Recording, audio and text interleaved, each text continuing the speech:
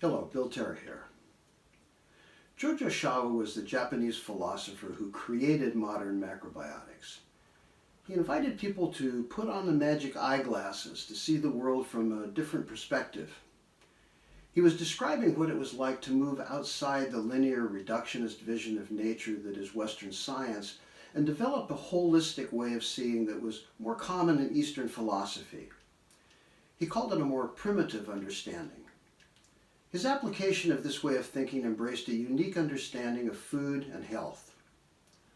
The reductionist approach used in nutritional science is focused on specific chemical analysis of foods and their classification as vitamins, minerals, fats, protein, carbohydrates, and water. It's the language that is used most in modern societies around the world. The macrobiotic way is embedded in traditional cultures, often as folk medicine. These approaches have been obscured or destroyed by colonialism, religion, or commercial interests. Many of them were not written down and only passed on through oral tradition. Some of these, such as the folk medicine of China, India, and Japan, were recorded and survived in various forms. A third emerging view of nutrition considers food in its environmental setting. It is not simply the content of the food that we eat, but also the impact that our food decisions have on the natural environment, such as soil, water, air, but also the social impact of our choices and the ethical implications of those choices. All three of these viewpoints are important in developing an approach to eating that is productive of human health and vitality. They represent the past, the present, and the future of our relationship with food. Macrobiotics offers you an approach which is inclusive. You've all heard that story, that saying that someone can't see the forest for the trees. While Western science can help us understand the details of the trees, the traditions of folk medicine help us to see the whole forest. And an ethical approach can actually save the forest. The task ahead is to deconstruct these disciplines, eliminating the factors that do not address the needs of our present times and saving those insights, actions, and skills that will contribute to a comprehensive way of understanding nutrition. We often hear that folk medicine is faulty since it's not based on scientific study. This is an interesting observation, since in some cases the conclusions are thousands of years old and include observations on millions of people as opposed to a study of over 10 years or several thousand participants. Folk medicine is simply grassroots epidemiology.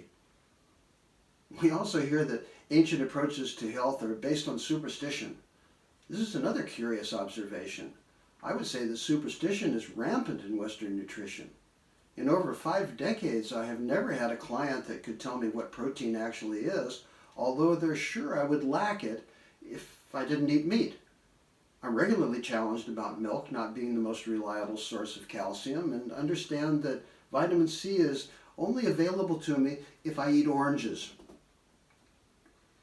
These are superstitions communicated and believed by many dietitians, doctors, and nutritionists that are not fact-based. They're faith-based. These conclusions are not based on logic or even science, but on advertising. Who's being superstitious? The macrobiotics has its roots in the philosophy of the Far East, most particularly in Taoism. George Oshawa borrowed many of his principles from Taoist thinking, particularly Yin and Yang. The concept of Yin and Yang is fundamental to Chinese medicine.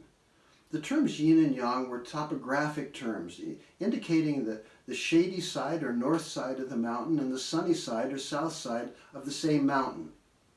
The sunny side of the mountain represents warmth, brightness, and other characteristics seen as active. The shady side of the mountain represents coldness, darkness, and other characteristics seen as passive. These qualities were metaphors for the flux and flow of energy in nature. The words yin and yang do not describe things, but rather natural qualities that permeate all phenomena. Macrobiotics takes this philosophy and applies it directly to health. The central idea is that balancing extremes allows us to better navigate our lives with vitality, a clear mind, and greater adaptability. And food is a central part of that process. In order to gain a more holistic insight into the qualities of food, we observe different features of plants according to a variety of criteria. Yin and Yang describe the two primary movements of energy in nature, expansion and contraction. Energy moving away from a point is yin. Energy moving toward a point is more yang. Everything is comprised of various quantities of these two types of energy. He also identified a number of criteria to classify food as either yin or yang, including density and pattern growths. We observe that certain qualities of foods are indicated by the environment of origin. Does the environment of a plant indicate anything about its use? There's a pronounced difference in plant life depending on latitude. Scientists refer to this as latitudinal diversity gradient. The variety of plant and animal life is smaller in the northern hemisphere environments and reaches maximum diversity closer to the equator. This diversity is not actually reflected in the abundance of food plants. Plant life in tropical regions is extremely profuse. In the struggle for life between the diverse elements of vegetation, plants develop survival strategies. Some of these deterrents are poisons, many of which are powerful and some subtle. Some have medicinal applications. A number of subtler varieties have worked their way into the human food chain in the northern hemisphere, which is significant because since the beginning of Homo sapiens on the planet, 88% of us have all lived north of the equator. An example of this would be the nightshade family, common in tropical regions of Central and Southern America, as well as Africa. They offer a general example of how neglecting the history of a plant could lead to a limited view of its nutritional value. This family of vegetables includes potatoes, peppers, tomatoes, eggplant. This is significant since these plants are known to exacerbate inflammation. These qualities should be considered, especially if someone's suffering from an inflammatory sickness, such as arthritis. A chemical analysis of them shows that they contain a substance called solanine, which is a known irritant to inflammation.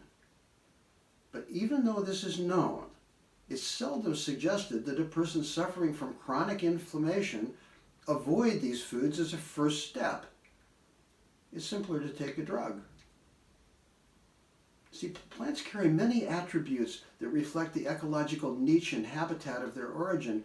These are generally reflected in their structure and form, thermogenic qualities, and other general features, as well as their chemical composition. These qualities directly affect our digestion, assimilation, and metabolism. They also provide insights into how best to cook and prepare the food. These insights have shaped our food choices for thousands of years. Let me give you an example of how this system is used in classifying foods. The upward thrust of the seedling is seen as the yin effect.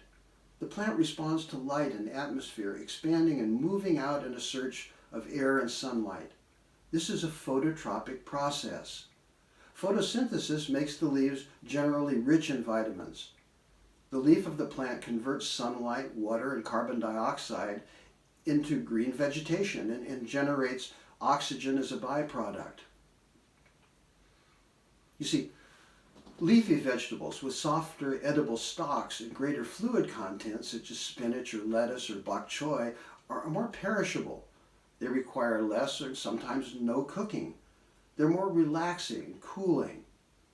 Those are yin qualities. This is not true of denser, less perishable, and less watery greens, such as cabbage or kale.